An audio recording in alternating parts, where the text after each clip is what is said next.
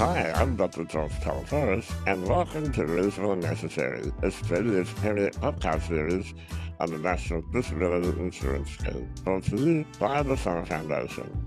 I'm coming to you from Wurundjeri land and pay my respects to the traditional owners and elders, past, present, and emerging. But before we go any further, please do me a favour and hit the like button, subscribe to the channel, and select the notification bell so you can be notified of future episodes. On today's episode, I speak with disability rights lawyer Natalie Wade about NDIS appeals, the NDIS review, and her nationally televised speech on the ABC. Check it out. Hi Matt, welcome to the show. Hey George, thanks so much for having me. I'm so glad that we could do this because I've been wanting to sit down and chat to you for a very long time. And a lot of people have asked me to get you on the show, and here we are. We're going to talk about the NDIS and lots of other really important things that you know a lot about. But before we go there, how about we tell people how you and I first met? Well, that's a very good place to start. I think not too many people would know that fun story. Should you start or should I? I'll do the front bit and then we can take over. I was organizing a youth disability summit, and that was going to look at what young people want from at the time, I think it was like 10-year National Disability Strategy. And I was looking for the best, smartest, most awesome people around the country, and you applied, and I was like, I have to get this young person to come to Melbourne. Totally. And I think you should preface that, George, with the fact that no one knew who I was at that time. I was very new to the disability rights movement. I was a first year law student and had been exploring getting involved in disability advocacy, and I was involved in student politics at uni at the time, and I thought this seemed really cool. And beggars belief for someone who's been interstate over 15 times this year, but it was the first time I'd ever been interstate as an adult, which was very daunting. But it was incredible. I did a talk for YDAS, the Youth Disability Advocacy Service. Is that right, George? Yes. Yeah. Yes, that's right. Yeah, and I did a talk on social participation and what it meant to be a young person and what I wanted access to. Anyway, when we were there, you might not remember this, George, but it's a core memory for me that Bill Shorten, then the parliamentary secretary, was there. And I distinctly recall him being there during my little speech and watching him take notes. And at the time, I thought, oh my gosh, here I am informing the way forward. He's taking notes, although now in hindsight, maybe he was just writing his diary or something. Probably wasn't taking notes on what I was saying. But anyway, it was an incredible experience, and I met incredible young people with disabilities, including you and the late Madeline Sobb, and Jared now has got married and has a different surname. But anyway, lots of Melbourneites with disabilities who became lifelong friends. Yes, and I remember at the time, when I saw you present, because at the time I'd never heard of you. I just No, had seen your application and I'd seen what you'd said, and I was very impressed by your written application. But then I heard you speak, and I was like, wow, this young person is going to go on to do really awesome stuff. And I felt a little bit proud whenever I saw you doing things over the years. I was like, oh, yeah, that's Nat. I I I chose her out of probably 50 other young people to come to this event, and I kind of took a bit of credit for having quote unquote discovered Natalie Wade.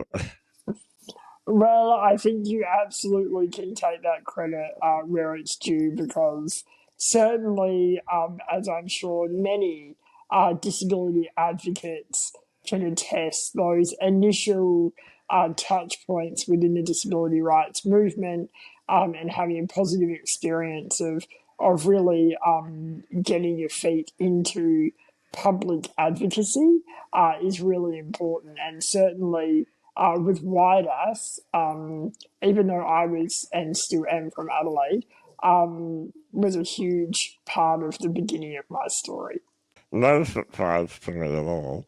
You went on to become a human rights lawyer, and you run a law firm that specializes working on disability human rights, which is awesome. I love that we have in our country a law firm that's focused on human rights. What sort of legal work do you do for disabled people?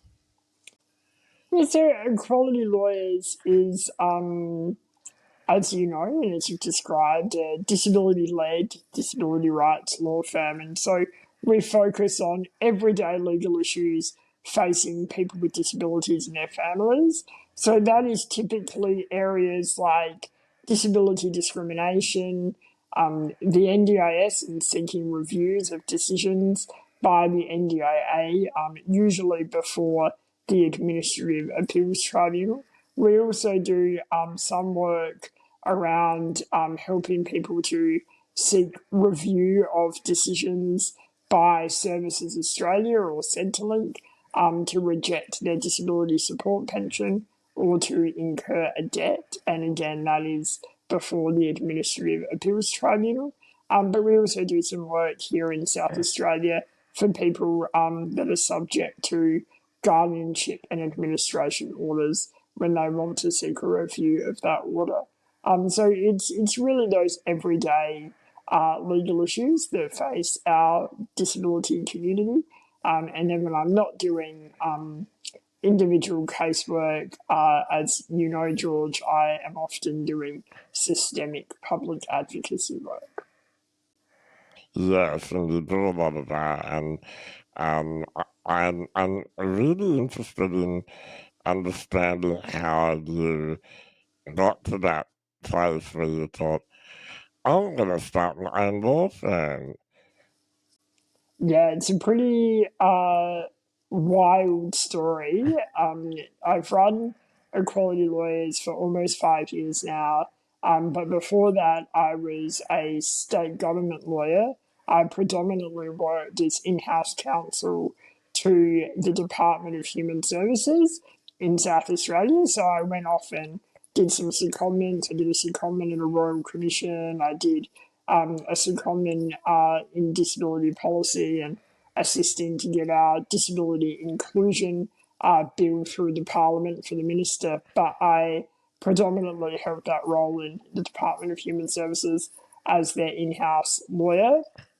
And so in about 2018, 19, I thought to myself, you know what, when I was in final year law school, I really wanted to be a disability rights lawyer. But that doesn't really exist. It doesn't exist here in Adelaide. There's a few jobs like that in Victoria and New South Wales, but I have very high physical care needs, and so I had thought that I would move to Melbourne specifically. when the NDIS came in, and I would be able to transfer my care funding across the border and continue to be able to receive that level of care that I needed Can we from talk there. about that? Can we talk about that issue that you just raised about the NDIS and being able to move?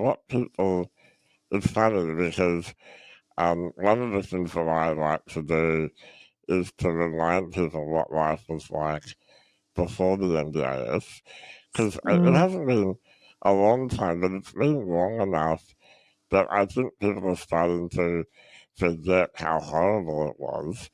But we were essentially trapped in our own states, weren't we? Because you'd get a funding package and you would hold on to that for dear life. Mm. And there's no way you'd risk moving to another state and joining that waiting list. It was absolutely horrible, wasn't it? Yeah, it was not even a prospect to be able to move interstate. You know, I, like you, George, have a level of physical care that is a number of times a day, and I simply cannot live without it. I can't go to the toilet, have a shower, get in and out of bed. I really have no independent physical function when I'm going about daily activities, and so it's really like it's not a nice to have or a would be better if. I either receive that care or I go to hospital or I be institutionalized, and so yeah, as you say, when state government funding was how we received that care, you know, you would get the funding that you need, and you would stay put. You would stay put, and you would also you would not ask for more, you would not ask for less. Like you would just hold the ship steady, and ensure that you continued to live the quality of life that you were able to achieve with that level of funding. And so, sort of, when I was graduating from law school, I knew that there were amazing human rights law firms and legal services available in Melbourne and Sydney, but it was never a prospect for me to be able to move and pursue those opportunities, because how would I get care? So my game plan was that when the NDIS came in, I would then have transportable funding across the country, and I would pursue my career in human rights law then. However, we in South Australia became full participants of the NDIS in 2018. So South Australia was a trial site for children, and so adults came onto the scheme from about 2017-18. And so I was transferred over from the state system in the October of 2018. But my first NDIS plan was literally the first piece of mail that I received to the home that I had just built in Adelaide's suburbs with my now husband.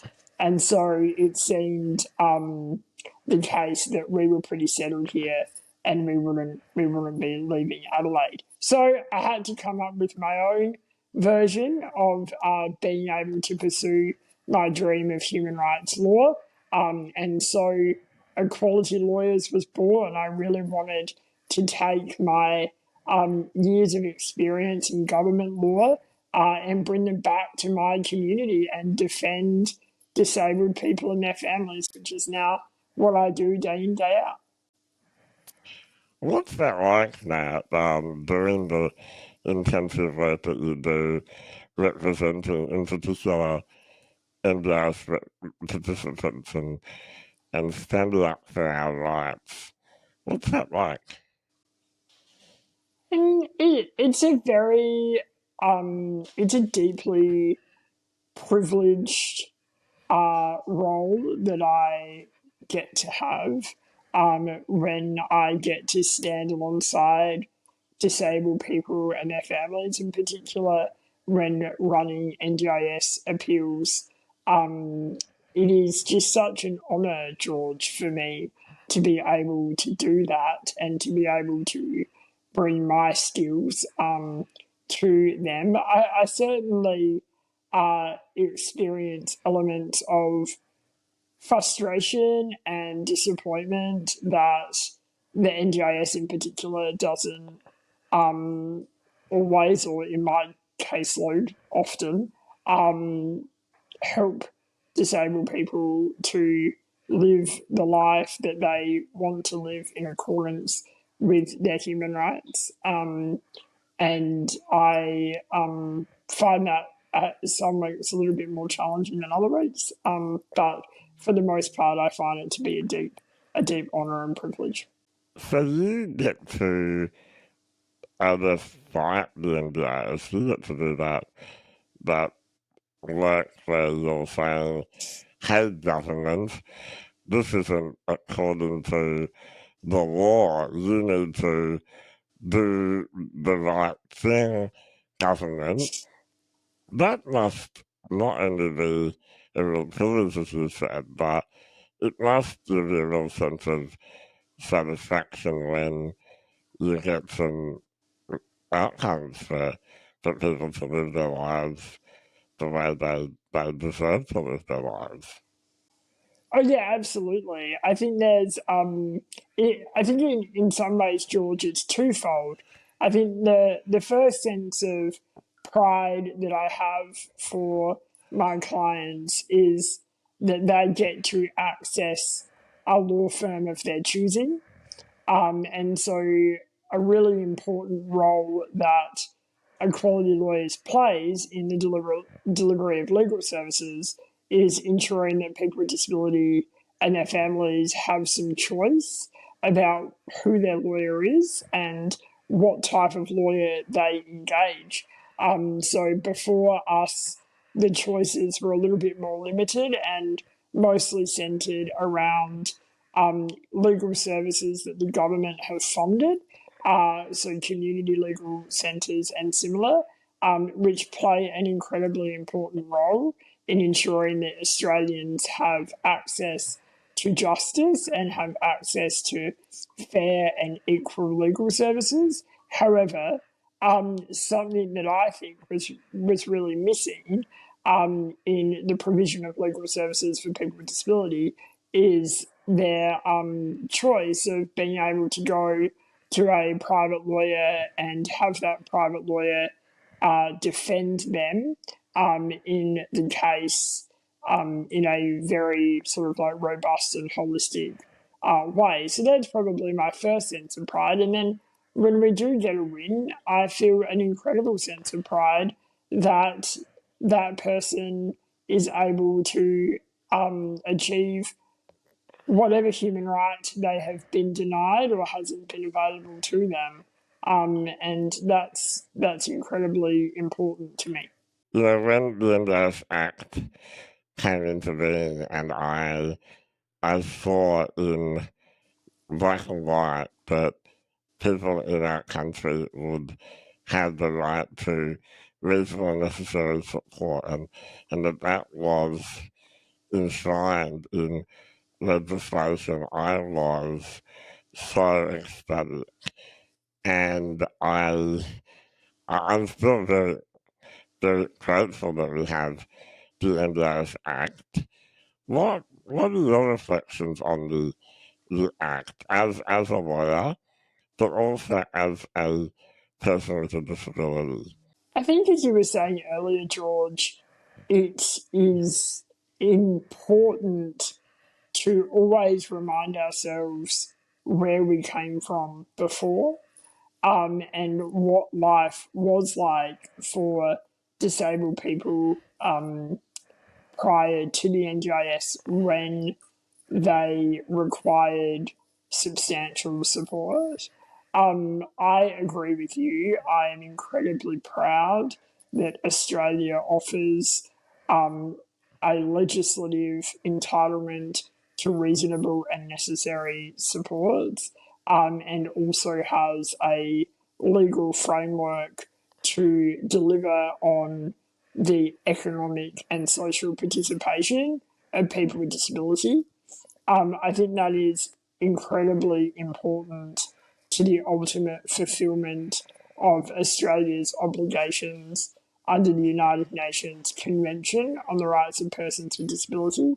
But I also acknowledge that the NDIS has brought disability support services to people who have never had them before, and particularly to people who may have had disabilities that were not properly recognised and were either ignored or were institutionalised. And I'm particularly thinking about people with intellectual disability and psychosocial disability, where they have been significantly left behind or shut out of modern Australia. And so for me, having a piece of law that clearly sets the tone and expectation for not only this government, but all governments to come, but also for the broader Australian community about the important and valued role of people with disabilities is very critical. Is there anything that you would want to change about the act itself? Yeah, I think we're about to see a lot of change, aren't we? Perhaps come through the NDIS review. I think for me, the current way that reasonable and necessary is framed has become weaponized against disabled people in some forums. And I'm thinking particularly around the criteria within Section 34(1), which is the section of the Act that deals with what we all call reasonable and necessary, around value for money. I feel like so that's an essential criteria that needs to be confirmed by the CEO or her delegate to be able to fund reasonable and necessary supports. But George, over the past decade of the agency, the NDIA, implementing the Act, that, in my experience as a lawyer representing NDIS participants, has become quite weaponized against disabled people insofar as it's creating this narrative where there needs to be this, cost benefit analysis that demands the lowest possible or the cheapest option to be pursued, which is perpetuating a narrative of the cheap version, the lowest cost version, the lowest common denominator, which I do not believe is what the Parliament intended when the then Gillard government introduced the Act, and I do not think that it is the current government's wish for people with disability. But in any event, it has become ingrained in the narrative, and I would like to see that reformed so as to reshape and redesign how we talk about funding for support services. I think also there would be benefit in reviewing the parts of the Act that provide the right for a participant to seek review of their decisions, of the decisions of the NDIA, because we have found that, again, that has become a process that has been weaponized and used in a way that is unhelpful for NDIS participants, and that too requires some legislative attention. The value for money part of the Act, part of the Section 34, it's very interesting because value is not just financial. I think that we need to remember that value can be all kinds of things that people benefit from, and a more expensive support might be more valuable if it means someone isn't stuck in a 5-bedroom group home, for example. So I would like to see the way that is expressed to actually spell that out more, so there is that understanding. Yeah, same. So I think that the intent of it is okay.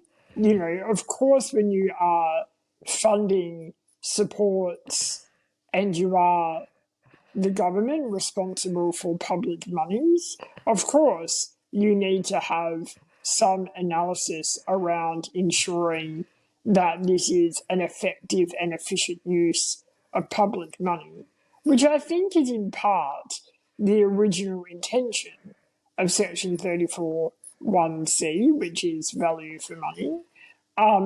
But what has happened, George, over many years of interpreting that particular part of the Act, and not necessarily by the tribunal, but by the agency themselves. I think that's become a little confused, and I'm not confident that without legislative reform we will become any less clear. And so I think that amending that particular part of reasonable and necessary as a criteria to be reflective of what the disability community, but also probably the government, want it to say would be incredibly helpful. I recently interviewed both and Bruce, who are the co-chairs of the NDIS review, and they gave us some insights into the recommendations that they're, that they're making. And one of those insights was that they want to have an assessment, and that assessment would be done by the government, by the NDIA, and that would result in a budget, and that budget as a whole would need to be reasonable and necessary, rather than the current item by item assessment that is done against the Act. What is your thoughts on the recommendation? Well, without sounding like a total lawyer, we need more detail, right? But I would say this: the current way in which participants have to provide somewhat endless amounts of information and evidence on their lives and the intricacies of their daily schedules and how their bodies work and what they want to do with their life up until the next 12 months, etc., is not the right way to go about it. And so, in that sense, if the NDIA, in consultation and co-design with the disability community, were able to put together an assessment process that did two things, in my view, then it would be potentially workable. In my view, it would have to have a part of that assessment process that requires the assessor and in turn the decision maker to place significant weight on the views of the disabled person. So if I go to that assessment and I say, as a disabled participant, I cannot put myself on the toilet because my legs don't work, then I want to be believed. And I want that to be the way in which government and the agency approach all people with disability.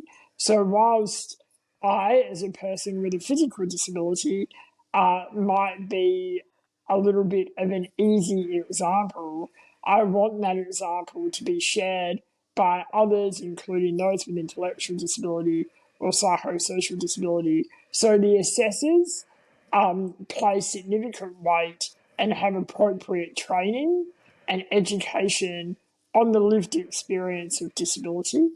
So that would be the first initial must-have if that was what the recommendation was going to do. Then, George, I would say the other must-have, and if it didn't have this, then I don't want to hear any more about it, is a clear way for the decision made an assessment to be reviewed. So it's very important whenever we put together systems that affect the rights of disabled people that we make clear the decisions are able to be reviewed and there's an independent and transparent approach to that review. And so I think, George, if the agency and the government are willing to co-design, consult and co-create the assessment process with the disability community, they agree at the outset that there would be weight placed on the views of the disabled person as opposed to clinical evidence or similar, and there's a right to review made legally clear, then I think that would be worth exploring. I agree, and I think that co-designing that is really at the crux of it, and absolutely that it can be objectively reviewed by someone other than the government, because the government clearly is somewhat conflicted in this area. You also worked as a expert reviewer for the independent expert review process. That must have been very interesting that you suddenly had the power to look at those decisions and tell the government, hang on, maybe you haven't done the right thing here. Tell us a bit about that. So, for listeners who might not be aware, the independent expert review process was introduced by the current Albanese government under the leadership of Minister Shorten. And the purpose of the independent expert review was to offer an alternative dispute resolution process that was parallel to the external review process of the Administrative Appeals Tribunal. So under the NDIS Act, a participant has the right to seek a review of a decision made by the NDIA, and that review is conducted by the Administrative Appeals Tribunal, or the AAT. But when the current government came into power, there were concerns afoot that AAT reviews were taking too long and were also creating an untoward and overly legalistic experience for people with disability. That's probably a very diplomatic way of putting it, but there you go.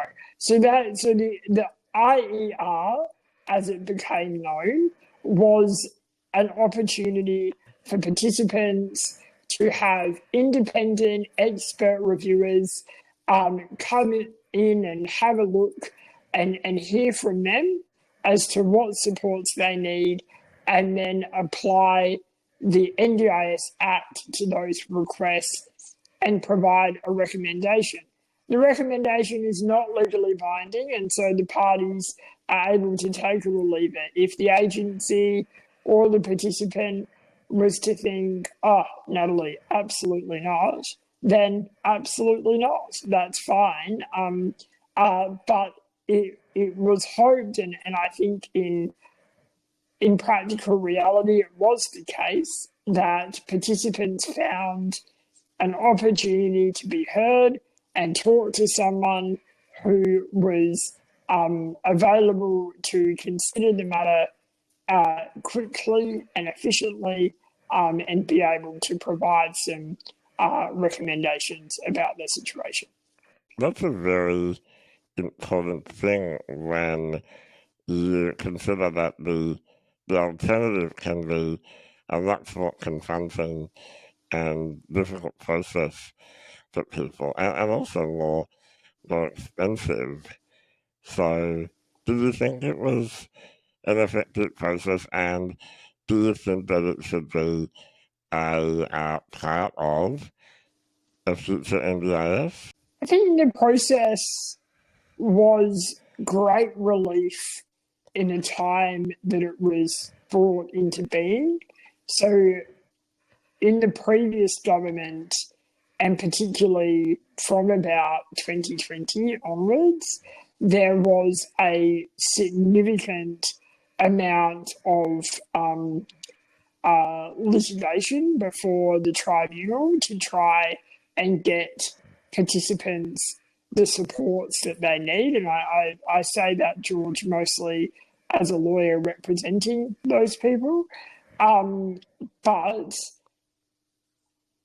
in terms of the future of having the independent expert review in the precise form that it was in, I'm not really sure. I think that my mere views are probably less important. What I do think it did make clear was that there is a significant role for alternative dispute resolution to be put into the review process so the NDIS participants are able to work through issues with the NDIA in a more conciliatory environment.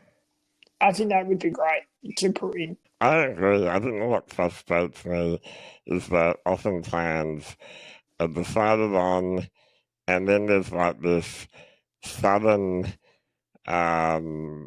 realization that in order to get anything fixed in your plan, that you're going to have to go to court. And I think it's good to have another process where you can actually have a conversation and a conversation where you feel heard, where your needs and your circumstances are fully heard. Yeah, I think that's right, George. And I think it again goes back to remember what it was like before. And so before, in state government funding regimes, the only way that you could seemingly get a review of your funding was to go to a current affair or get on the telly somehow or go on talkback radio. There was no, because disability support funding was not in law in the way that it is in the NDIS Act, then there was no obvious and immediate appeal right where you could seek review of the government's decision. Now, of course, there were ways to do it, but probably your best bet for success was to go on Today Tonight or similar. And so that is terribly undignified and very invasive for the disabled person. And so there's definitely a significant and imperative role to having a right to legal review of government decisions. But also, I think there is a need to recognise that NDIS funding is a little different to other government funding, and that there is a need to introduce that more conciliatory approach to resolving issues when they arise, when a participant is not getting the supports that they need. Absolutely. Now, I'm really excited to tell people that on International Day of People with Disability, on the 3rd of December, you're going to be the Disability Leadership Ovation on the TV, on the ABC. How exciting! I am. Oh my gosh. Someone go and tell my mother I'm going to be on the telly. It's very cool. And what are you going to talk about?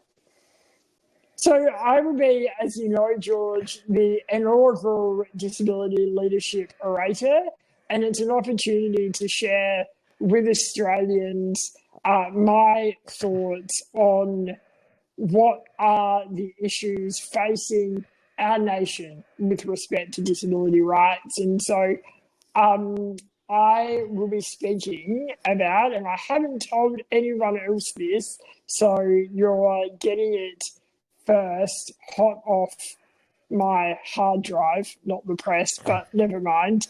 I will be talking about phasing out segregation, reflecting on my own lived experience of living in segregated housing, and the important role that disability leadership has in eradicating segregation from our communities.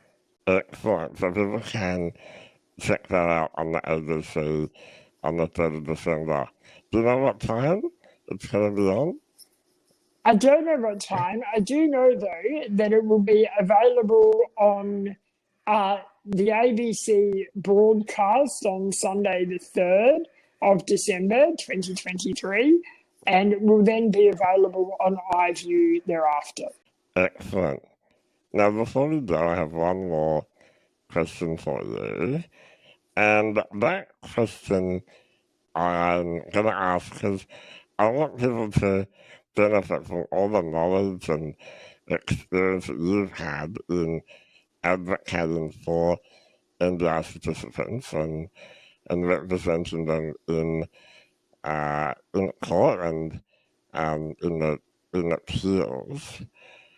What advice would you give people with disabilities who are unhappy with the NDIS and who want their plan to be reviewed? What advice would you give to them?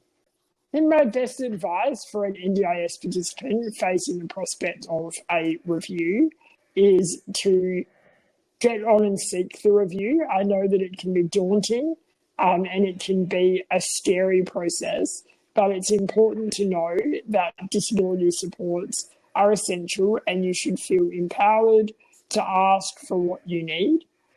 Make sure that you're working with your treating team and working with people around you to present your story in the way that is best for you.